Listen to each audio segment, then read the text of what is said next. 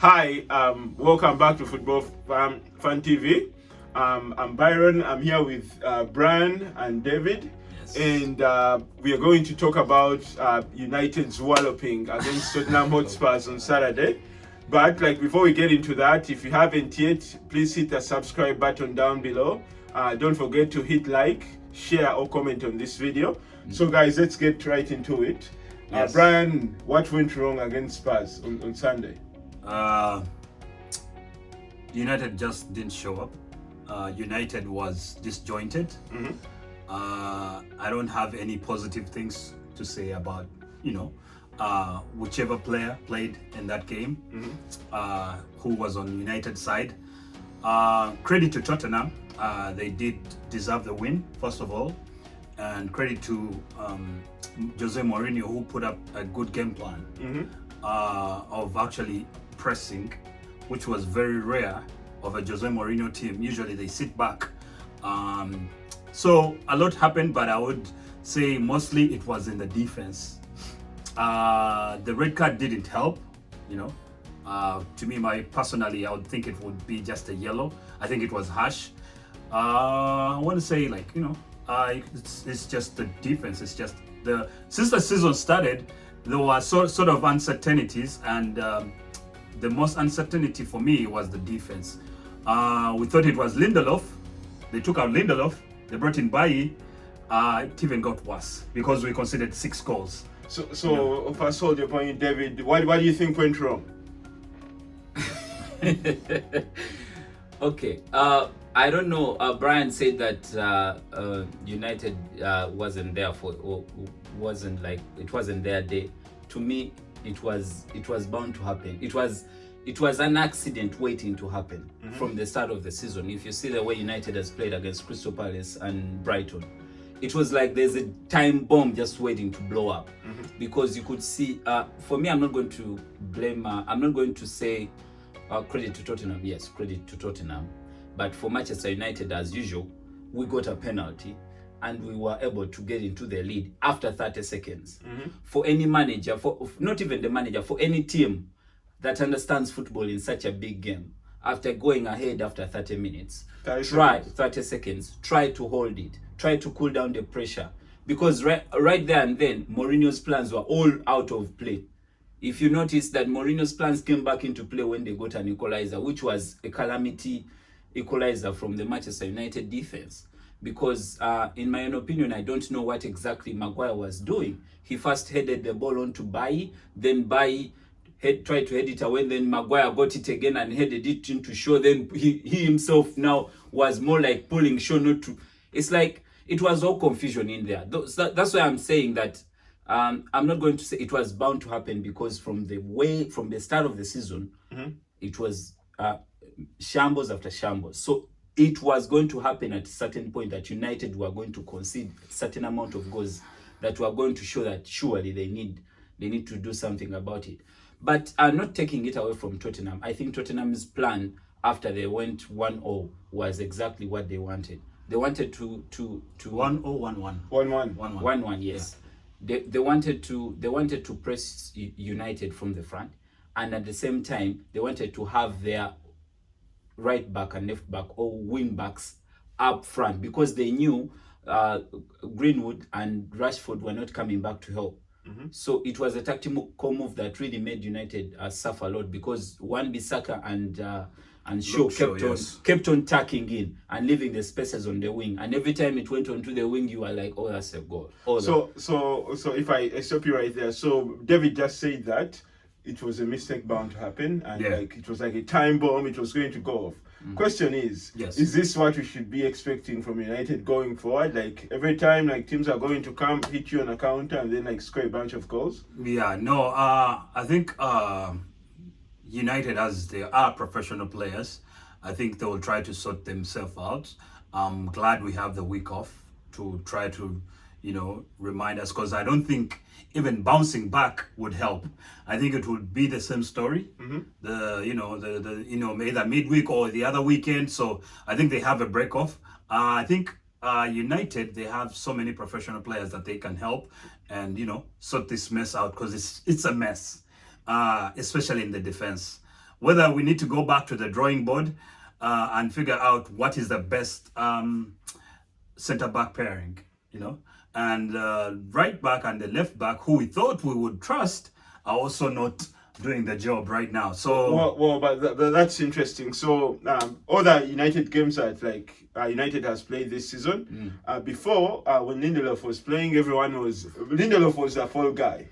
Now what I'm hearing from Brian is that we need to go back to the drawing board and figure out what the best centre back pairing is. My question is Maguire the real deal, or should we start thinking about looking for another centre back? That's why I keep wondering, because Maguire came in last season and gradually improved our defense, right? So I'm trying to understand that, first of all, that's why I really don't want to put too much blame onto Maguire and all that. Because I think, to me, Maguire is going to play in the England team this week. You're not going to see him play the same way. It is supposed to be, how do you defend as a team? Defense starts from the front, right? If you understand that if you are playing as a team and you see that there are gaps on the wings, how many times did Tottenham go onto the flanks? I think Uri had his best game in like a whole season. Yeah, because there was a lot of space. Yeah, there was too much space. And I kept on wondering myself, is that, okay, are we going to, if everyone's pointing out to Maguire, are we going to have Maguire to have to go into the wing, then come back in the middle and defend? No, I think it has to be like a team structure. The structure has to start from the front.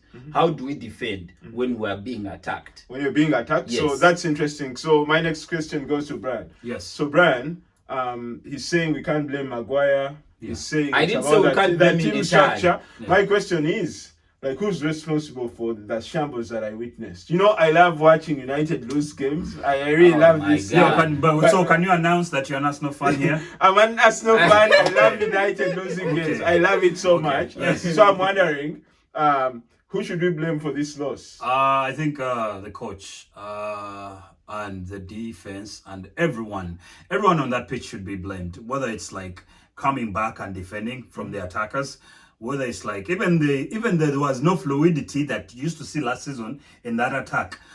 You would see, the counterattacks which we were relying on, but everyone seems to be off. We just have, I think, one goal out of those three people, and that was Rashford's shot last weekend, which is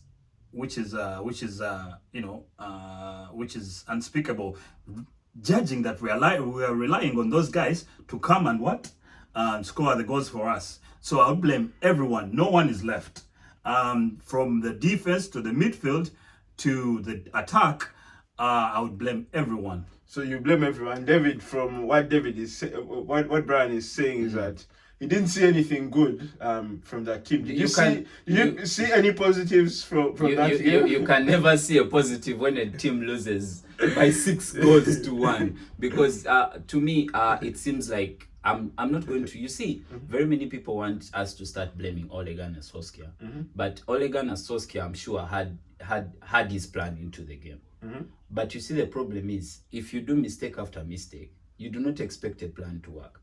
Yes, I understand he still had a plan against Crystal Palace and it didn't work. Still had a plan against. But the thing that I'm wondering, in my own opinion, if I'm to look at this game tactically, now I look at the midfield of Tottenham. Tottenham in the midfield had Ndombele, Sissoko, Højbjerg, and Højbjerg, right? Those are 3 midfielders. Manchester United in the midfield had Matic and Pogba. That's it. So, first of all, there's already a numbers difference. So what does that mean? It means that if there are only 2 against 3, you must counter that by having the 2 sit and wait.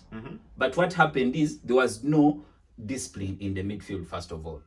Pogba, because of does not have that defensive awareness, kept on getting out of the shape.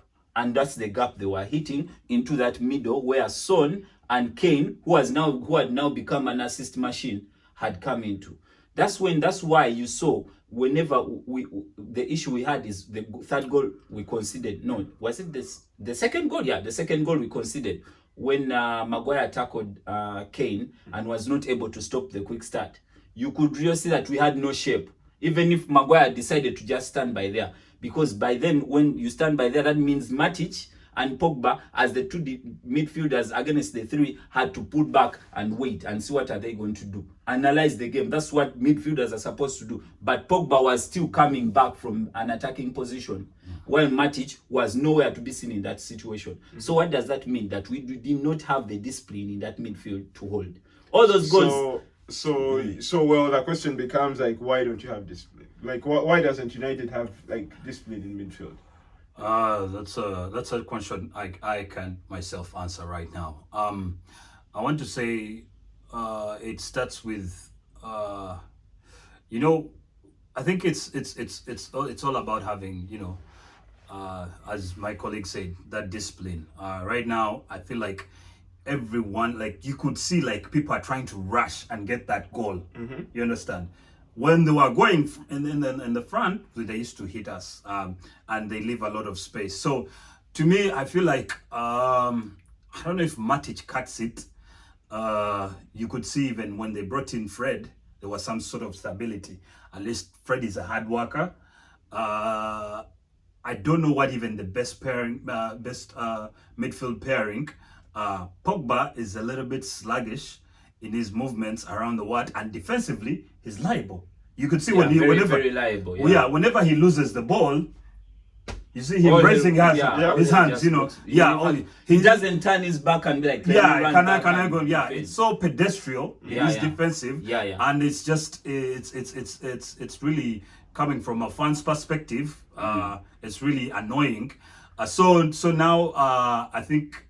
Like I go back. I don't know what the best pairing is, but hopefully they'll figure it out before the season, before it gets bad. Well, the season already started. But the thing is, like, what I'm hearing from both of you is a personnel problem.